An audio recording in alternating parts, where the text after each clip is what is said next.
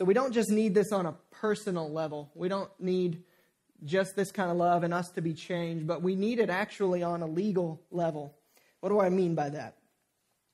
I've talked about this before, but I want to make sure this is explicit. When someone really wrongs you, a debt is established that has to be paid. So track with me on this. This can happen on an economic level.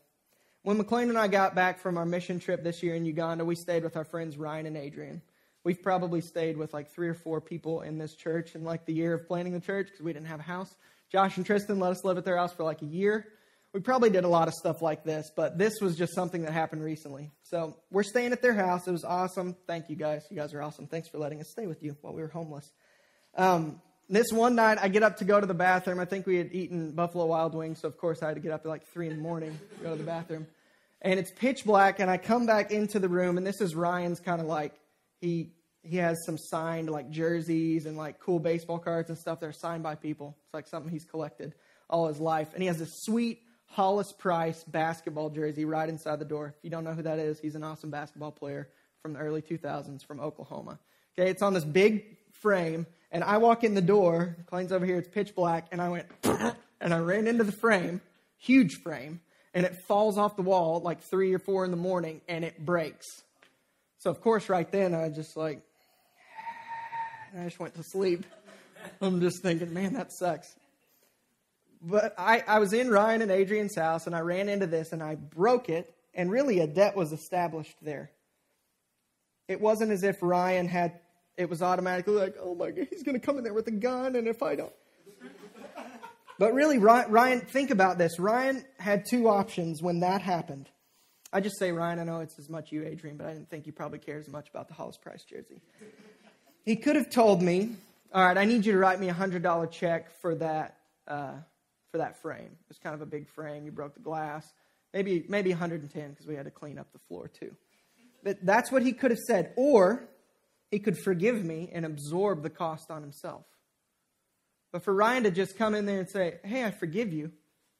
Thanks, man. It doesn't make the frame automatically be fixed. But for him to forgive me and that a debt was established and he absorbed the cost on himself.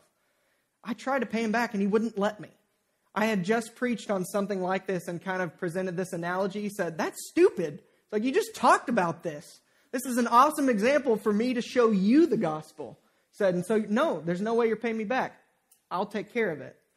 So what Ryan did was absorb the cost on himself, and he forgave me. You see, you guys tracking with what I'm saying here? How a debt is established every time? This even happens on a social level. It's not just with like a wrecked car or a wrecked frame, but socially. When someone robs you of an opportunity, when someone speaks badly about you and kind of defames your name or scars your name in that sense that you'll never get back, that also establishes a sense of debt. And likewise, like Ryan had 2 options in that, and like we do when a debt like that is established socially, we have 2 options. You can get even with the person, you can try to hurt their reputation, or you can hope that harm comes upon them, that they get what they deserve, or you can even see to it that harm comes upon them. That's typically what happens. We usually have to see to it. It's not just good enough if something bad happens. We have to make sure that something bad happens. Or you can suffer the loss of reputation yourself and forgive them. You can absorb the cost of, yes, you defamed my name, or you were rude to me, or you ruined my reputation. I'm not going to get back at you. I'm not going to try to do that back to you, because really, if we do that, we're just becoming like them. And that never ends. We see that vengeance in that sense, it never stops. We're all going to have to keep hurting each other's reputation. And then what happens is 2 people just keep going down and down, and they're just hurting each other. So you can absorb it and just say, I take that. What you did to me, that's not right. It's not okay. But I'm not going to avenge what happened. I'm not going to take out revenge on you, but I'm going to absorb it. I'm going to absorb the cost. The good news of the gospel, hear me, is that though we all stand in God's debt, instead of paying us back for our misdeeds and our lack of good deeds, Jesus absorbed the debt. He wrote the check for our ransom with his death, and the check cleared on his resurrection.